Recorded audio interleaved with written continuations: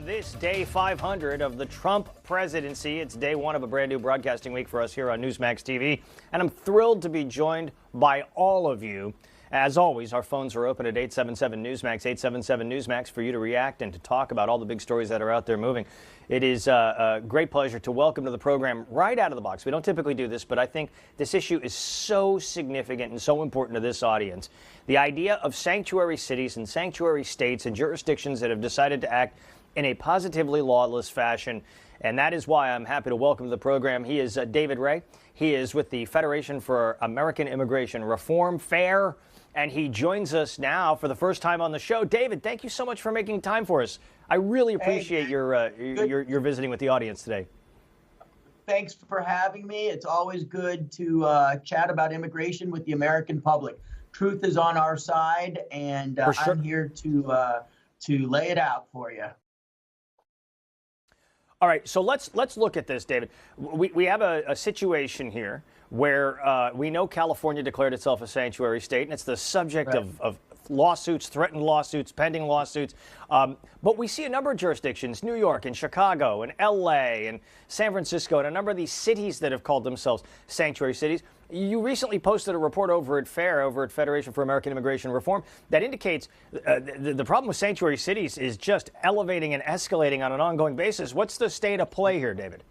Well, you know, sanctuary cities are a serious public safety issue, and they're growing at an alarming rate. In fact, in the year 2000, there were like 11 across the entire United States. By the end of the Obama administration, that number had risen to 300.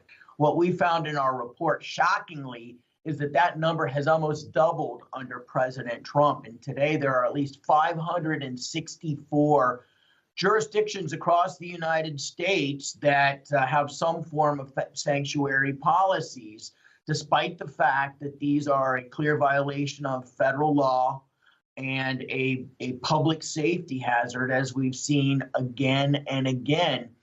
And the reporter who broke the story for the Washington Times just did some back of the envelope calculations and actually found out that if you add those 564 jurisdictions together, this is the shocking thing, they comprise about half the U.S. population.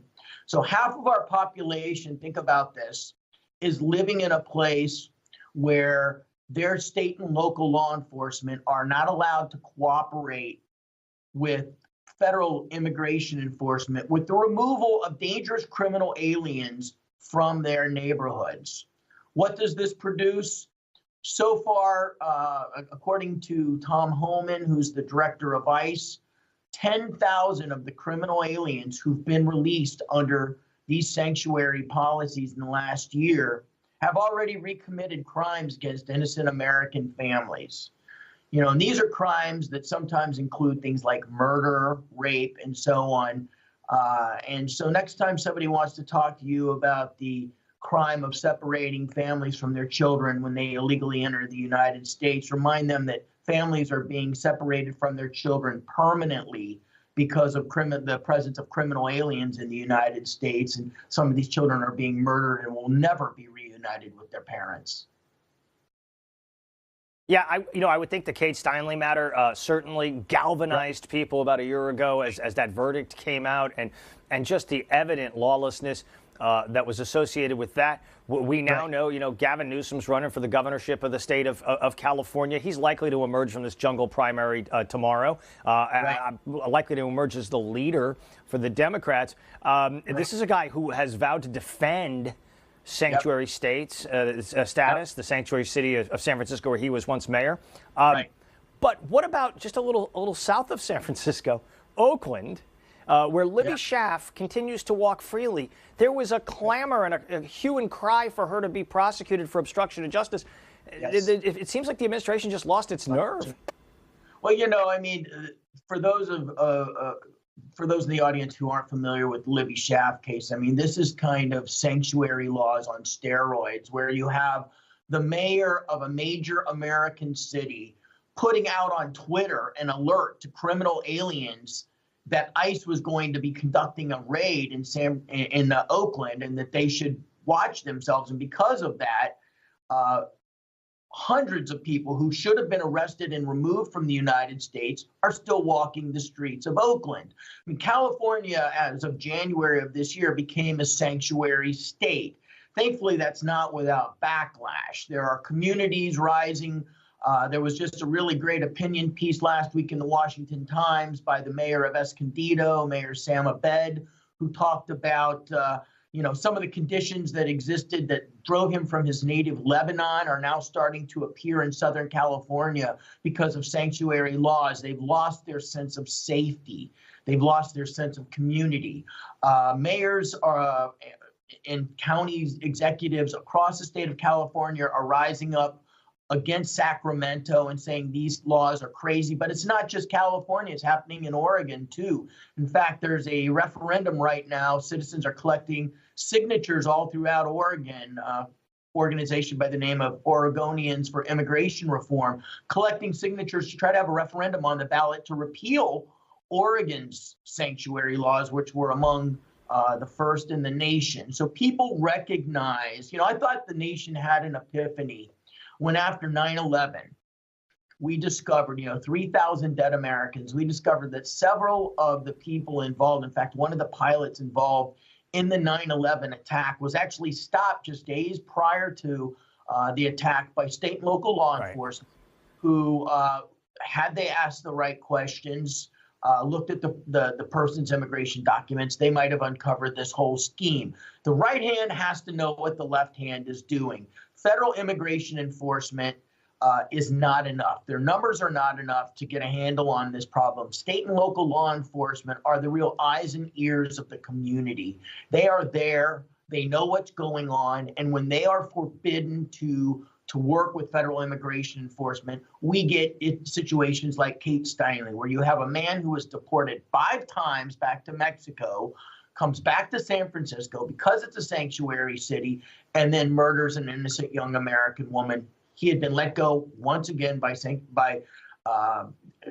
Francisco's very liberal sanctuary policies. And San Francisco, instead of repealing those policies as a result of the death of one of its own citizens, think about this if you were the Steinle family, they doubled down on those policies. And then by the end of the year, California had become a sanctuary state. So it's really sad when you look at it from the victim's point of view, and victim being the American public. So, well, one of the hot issues, obviously, and I don't mean to make this whole segment California-centric, but this is really the tip of the spear of the resistance movement when it comes to immigration and amnesty and sanctuary and all of that. Nancy Pelosi famously just a couple of weeks ago talked about the spark of divinity in the eye of the MS-13 members. I think the MS-13 issue is a substantial issue. I think it's a winner for Republicans and also for the White House if they stay on that, because people understand what it means when you have domestic terrorists walking our streets and controlling parts of our cities. That has got to be focused on. In our last 90 seconds or so, talk about that if you would. Well, Nancy Pelosi's comments about MS-13 tells you just how profoundly our elected officials are removed from the reality that many of us live in. I mean, MS-13 is a violent gang that is coming across the borders in huge numbers. Their motto is something along the lines of, rape, kill, and pillage. I mean, it's almost like we're being attacked by the Vikings now, And if Nancy Pelosi wants to buddy up with MS-13, then she should wear that around her neck. That can be the albatross that she takes through the 2018 election cycle, because these are not people we want in the country. They have nothing to offer. And this certainly underscores the need for the border wall, the need for mandatory E-Verify that would block illegal immigrants from getting jobs, and for enhanced interior enforcement, and for the end of sanctuary policies, so that when these MS-13 illegal aliens are encountered by state and local law enforcement, we can send them back home. We don't want them here. They are not welcome. They are not good for this country, and they are here to cause trouble, believe me. Okay, and I'm going to say one thing on the way out the door here, and I think FAIR needs to get involved in this if at all possible. You've got to bring the pressure. If the Secretary of State designates MS-13 as a foreign terrorist organization, which it is, they take over swaths of territory in the United States, they intimidate, politically intimidate, business intimidation, rape, murder, torture, etc., you will open up a whole other set of weapons that can be used against this organization. You can fight them the way you would fight Hezbollah or Al-Qaeda or ISIS or other groups that present the same sort of threat. So I would hope we would call for Pompeo, the Secretary of State, to put them on the FTO list. But I mean, the low-hanging fruit on the ground here is border enforcement. If you can't secure your borders, you don't have a nation. Border security is national security. And no matter what we want to declare MS-13, if we can't control who's coming into our country, like you control the way who's coming into your house, you're not going to have any idea who's going to be sitting at the kitchen table when you wake up the next morning. Great stuff from David Ray over at Federation for American Immigration Reform. fairus.org is the website. You can get more information on what they do. I want to have you back here in the next in the next month or so, talk about voter integrity, voter security, and all of that as well. So, David, thanks so much for coming by. I appreciate it. Thanks for having me. That's David. Absolutely, that's David Ray over at fairus.org. This is such a vitally important issue.